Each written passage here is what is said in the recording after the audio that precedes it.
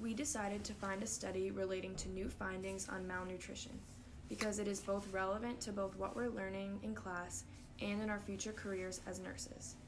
Nutrient deficiency disorders, like malnutrition, will be an area that as a nurse, we will need to be familiar with.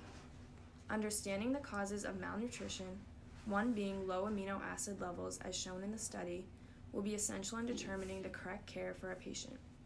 We also thought this topic may be of interest to those who may want to work in a different country where malnutrition could be more prevalent. Malnutrition is when the body is not receiving the right amount of nutrients, whether it is too much or too little. It occurs most commonly in people who do not take in enough proteins, calories, or carbohydrates. Within these proteins, there are many amino acids that are essential to the body. If the body is not receiving these amino acids, there can be severe negative effects.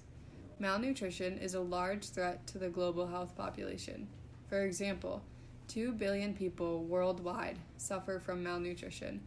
Roughly 2/3 of those who are malnourished live in Asia, and nearly 14% of the population in any developing country is malnourished. The fact that we thought was most interesting was that 1 in 4 children are malnourished. This study evaluated levels of specific amino acids in relation to malnourishment in children. The study found that 194 out of 313 children, roughly 60%, were stunted, and in those that were stunted, there were significantly lower levels of amino acids. The amino acids evaluated were either essential, conditionally essential, or non-essential. Essential amino acids have to come from one's diet. They cannot be produced by the body, whereas non-essential are made by the body and do not need to be gained from one's diet. Conditionally essential amino acids are not essential except in times of illness or stress. An example of an essential amino acid found at a low level is methionine. An example of a conditionally essential amino acid found at a low level is glycine, and a non-essential amino acid example is serine. These examples are only one of the many amino acids from their categories found at low levels. The study that we looked at suggested that malnourished children become malnourished due to low levels of important amino acids. These essential amino acids are most commonly found in animal-based foods. One of the most effective ways to reverse the effects of stunting and malnutrition is to increase your intake of animal-based foods.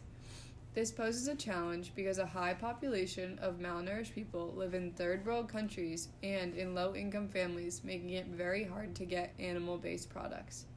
It is easier for low-income families to buy foods that are high in sugar and salt, which can lead to other health problems, rather than animal products like meat and dairy that are needed to reduce the amino acid deficiency. The table shown here provides a breakdown of the characteristics of the study's population.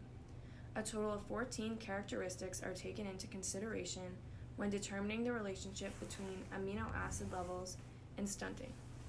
Data from all 313 participants of the study regarding the 14 characteristics were recorded.